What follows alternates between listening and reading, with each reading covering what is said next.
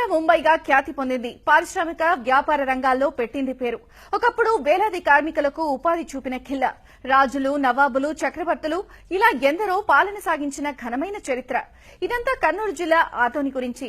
ఎంతో ఖ్యాతి ఉన్న ఆదోని పురపాలక సంఘంగా ఆవిర్భవించి 150 వసంతాలను నేటితో పూర్తి చేసుకుంటోంది.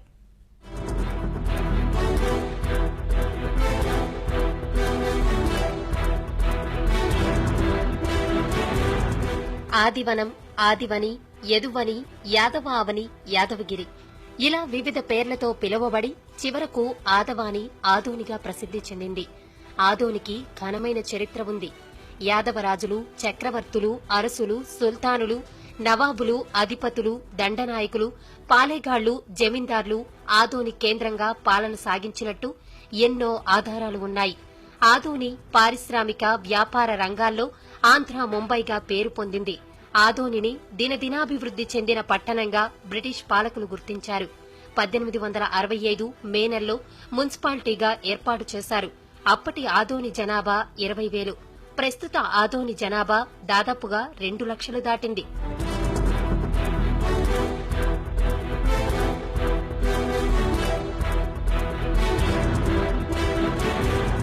ఆదోని నూలు, నూనె పరిశ్రమలకు చిరునామాగా ఉండేది. ఆనాడే 25,000 మంది కార్మికులకు ఉపాధి లభించేది. పట్టణ వీధులు కార్మికులతో సందడిగా ఉండేవి. ఆ తర్వాత పారిశ్రామిక సంక్షోభం కారణంగా ఆ పరిశ్రమలు మూతపడి ఆనవాళ్లు కోల్పోయాయి.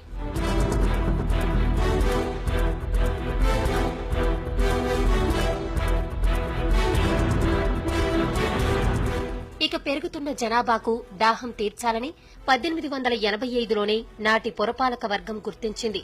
రాంచెల నుంచి శుద్ది చేసిన నీటిని ప్రజలకు అందించారు. 1885లో 1.57 లక్షలతో వేదావతి నది నుంచి పైప్ లైన్ ద్వారా తాగునీటిని సరఫరా చేశారు. 1959లో తుంగభద్ర దిగువ కాల్వ నుంచి రాంచెలకు నీటిని పంపింగ్ చేసే పనులు చేపట్టి 1965లో పూర్తి చేశారు. మున్సిపాలిటీ ఆవిర్భవించిన 100 ఏళ్ల సందర్భంగా జనానికి శుద్ది జలాలను అందించారు. తాగునీటికి ఆనాడే ప్రత్యేక ప్రాధాన్యత ఇచ్చారు. విద్యపరంగా ఆదోనిలో 1865లోనే బీజం పడింది.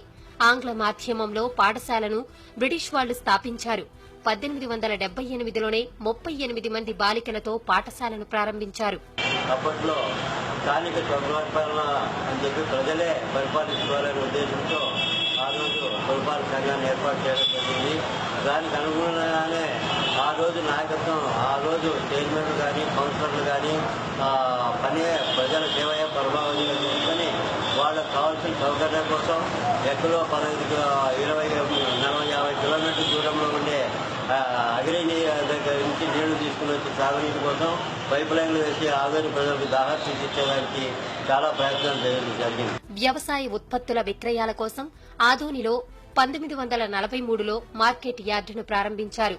రాయలసీమలోనే ఇది మొదటి మార్కెట్ యార్డ్. ప్రస్తుతం మార్కెట్ యార్డు ఆదాయం 14 కోట్లకు పైమాటే. ఆదోని మున్సిపాలిటీ ఆనాడే ఆర్థికంగా ఎంతో బలంగా ఉండేది.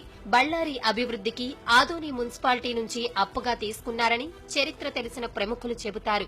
ఒకనాడు అప్పు ఇచ్చిన మున్సిపాలిటీ నేడు సమస్యలతో కొట్టుమిట్టాడుతోంది. జనాభా, భవన నిర్మాణాలు పెరిగినా రహదారుల విస్తరణ జరగలేదు. ట్రాఫిక్ ఇబ్బందులు తప్పడం లేదు. తాగునీటి సమస్యలు వేధిస్తున్నాయి. అప్పట్లో వేసిన పైప్ లైన్లను ఆధునీకరించలేదు. డ్రైనేజీ సమస్య కూడా ఇబ్బందికరంగానే ఉంది. ప్రస్తుతం ఉన్నటువంటి పాలకులైతేనేమి, లేకపోతే ప్రజాప్రతినిధులు అయితేనేమి, లేకపోతే అధికారులు అయితేమి నిర్లక్ష్యం వహించడం వల్లనే ఆదోని మున్సిపాలిటీ అధోగతి పాలై నిత్యం చెత్తా చెదారంతో నిండుకొని మనకు తాగడానికి మంచినీళ్లు ఇవ్వలేనటువంటి దుస్థితిలో కూడా ఈరోజు ఆదోని మున్సిపాలిటీ ఉంది. ఇంత చరిత్ర గల మున్సిపాలిటీని రాష్ట్రంలో ఒక ప్రత్యేక గుర్తింపు తీసుకుని ఈ మున్సిపాలిటీని వాళ్ళు ఎంతో అభివృద్ధి చేయడానికి వాళ్ళు చొరవ చూపాలని చెప్పి ఈ ఆదోని వాసులుగా మేము ప్రభుత్వాన్ని అయితేనే అధికారంగా కూడా డిమాండ్ చేస్తున్నాము. ఆదోని మున్సిపాలిటీలోని కొన్ని కాలనీల్లో వీధి దీపాలు కూడా లేవు. పారిశ్రామిక సంక్షోభం వల్ల కార్మికులు వీధిన పడ్డారు. అనారోగ్యం, ఆకలి మంటలతో అల్లాడిపోతున్నారు.